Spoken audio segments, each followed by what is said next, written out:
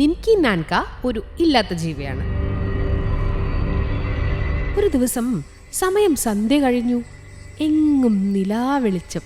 പെട്ടെന്ന് ചതുപ്പിലെ വെള്ളത്തിൽ നിന്നൊരു ജീവി ഉയർന്നു വന്നു. നിൻകി നാൻക എന്ന വിചിത്ര ജീവിയാ അത് പതിയെ കരയിലേക്ക് കയറി. ദൂരെ നിന്നൊരു മനുഷ്യൻ അതറിഞ്ഞ് 2 കണ്ണുകളും പൊത്തി ഓടിപ്പോയി. എന്തിനാ അയാൾ ഓടിയത്? നിൻകി നാൻകയുടെ കണ്ണിൽപ്പെട്ടാൽ ആപത്താണെന്ന് അയാൾക്ക് അറിയായിരുന്നു. അതിൻ്റെ കണ്ണിലേക്ക് നോക്കുന്നവർ കല്ലായി മാറും അത്രേ. ആഫ്രിക്കൻ നാടോടി കഥകളിലും ഐതിഹ്യങ്ങളിലും ഒക്കെയാണ് ഈ ജീവി ഉള്ളത്. ഗാംബിയ, സെനഗൽ എന്നീ രാജ്യങ്ങളിലെ ഗോത്രങ്ങൾക്കിടയിലാണ് പ്രധാനമായും നിൻകി നാൻകയെക്കുറിച്ചുള്ള കഥയുള്ളത്. ചതുപ്പുകൾ, നദികൾ എന്നിവിടങ്ങളിലാണത്രേ ഈ ഭീകരജീവിയുടെ താമസം.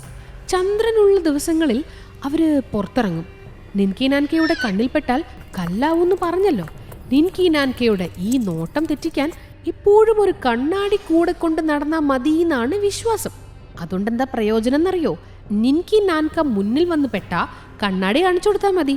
സ്വന്തം രൂപം അതിൽ കണ്ട ഈ ജീവി മരിച്ചു വീഴൂത്രേ. മുതലയും പാമ്പും ചേർന്ന ശരീരമാണ് നിൻകി നാൻകയുടേത്. കറുപ്പും പച്ചയും നിറങ്ങളിൽ ചെതുമ്പലുകൾ കാണും. നീണ്ട കഴുത്ത്, 3 കൊമ്പുള്ള കുതിരത്തല, ചെറിയ 4 കാലുകൾ, 9 മീറ്ററോളം നീളം. നിൻകി നാൻകയുടെ രൂപം ഇങ്ങനെയൊക്കെയാത്രേ. ആകൃതിയുടെ കാര്യം പല ഗോത്രക്കാരും പറയുന്നതിൽ ചെറിയ ചില വ്യത്യാസങ്ങളൊക്കെ ഉണ്ട്. എങ്കിലും എല്ലാവരും ഇതിനെ ഒരു റെപ്റ്റൈൽ, ഉരകം ഒക്കെ ആയിട്ടാണ് കാണുന്നത്. സെനഗലിലെ പ്രധാന സംഗീത ട്രൂപ്പായ ചൂരെ കുന്തെ ഇറക്കിയ ഒരു ആൽബത്തിലെ പാട്ടിന്റെ പേര് നിൻകി നാൻക എന്നായിരുന്നു. കേട്ടിട്ടുണ്ടോ അത്?